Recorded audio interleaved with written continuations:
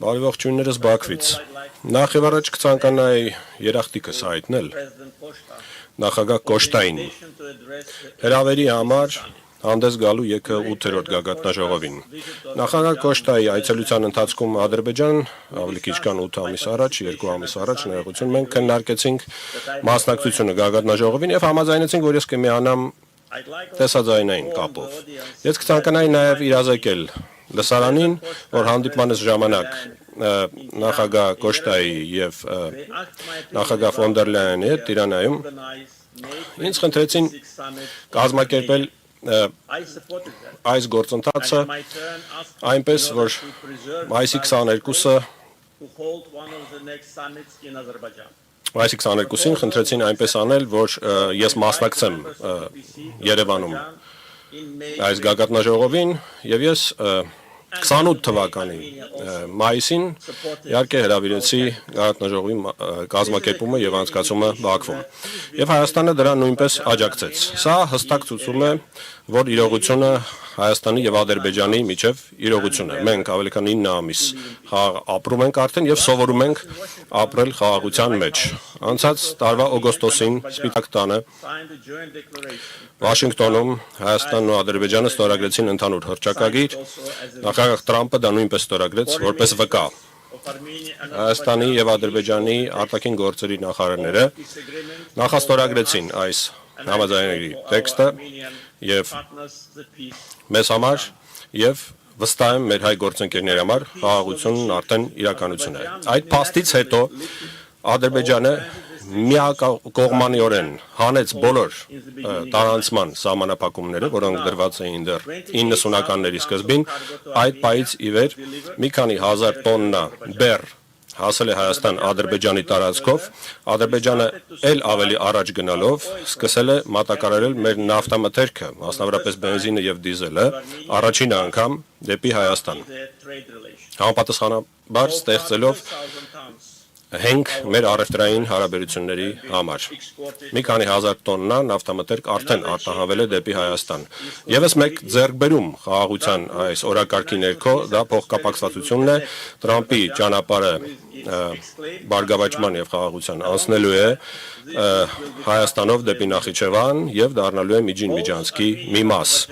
Եվ Հայաստանը եւ Ադրբեջանը արդեն տեսնում են խաղաղության պրակտիկ օգուտները։ Այս հնարավորությունից օգտվելով ես կցանկանայի երախտիկս հայտնել Եվրահանձնաժողովին վերջինիս դիրքորոշման համար Հայաստան-Ադրբեջան խաղաղության գործընթացի նկատմամբ։ Ցավոք սրտի ոչ բոլոր եվրոպական կառույցներն են ցուցադրել նույն մոտեցումը։ Նրանցից մեկը Եվրոպական խորհրդարանն է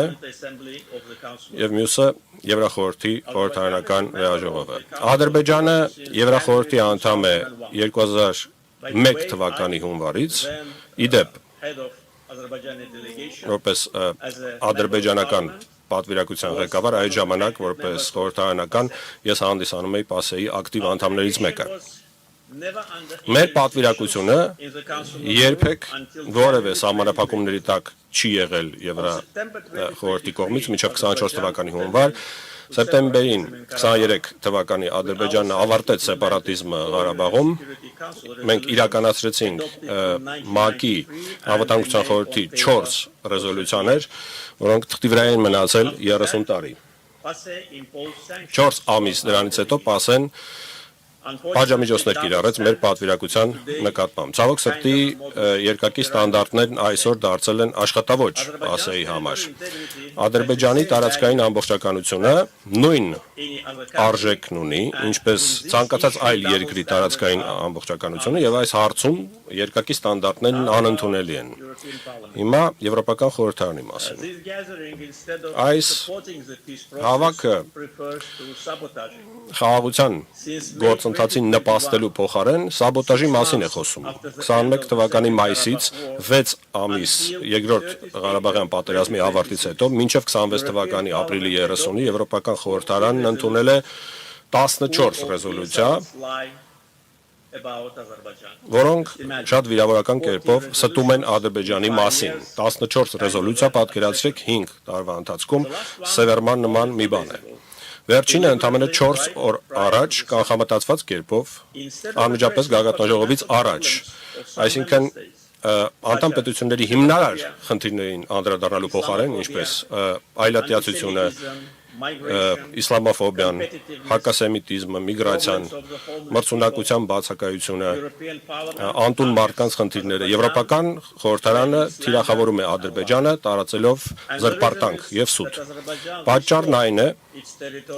որ Ադրբեջանը պաշտպանել է իր տարածքային ամբողջականությունը, ինքնիշխանությունը, վերջ դրել սեպարատիզմին եւ պատերազմական հանցագործներին բերել արդարության։ Մայիսի 1-ին Ադրբեջանի խորհրդարանը պաշտոնապես որոշել է կասեցնել համագործակցությունը Եվրոպական խորհրդարանի հետ բոլոր ոլորտներում, կասեցնել մասնակցությունը ԵՄ-Ադրբեջան խորհրդարանական փոխգործակցության կոմիտեի գործունեությունում եւ նախաձեռնել ընթացակարգ Euronest-ի խորհրդարանական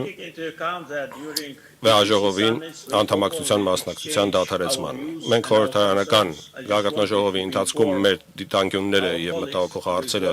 բացահայտ կերպով արտահայտել ենք, ես պարզապես որոշել էի գործընկերներիս իրազեկել այս ուղղությամբ տեղի ունեցողի մասին, որպեսզի ապատեղեկատվություն եւ մանիպուլյացիաներ չլինեն։ Ավարտելով, թույլ տվեք շնորհակալություն հայտնել եւ շնորհավորել վարչապետ Փաշինյանին Հայաստանում ԵԿՀ գագաթնաժողովի անցկացման կապակցությամբ եւ նշել, որ չնայած բոլոր այն մարդկանց ջանքերի, ովքեր փորձում են խաթարել այս գործընթացը, Ադրբեջանը միտված է խաղաղության օրակարգին եւ իմ հայ գործընկերոջ ելույթը շատ հստակ դա ընդգծեց։ Մաղթում եմ հաջողություն գագաթնաժողովին, շնորհակալություն։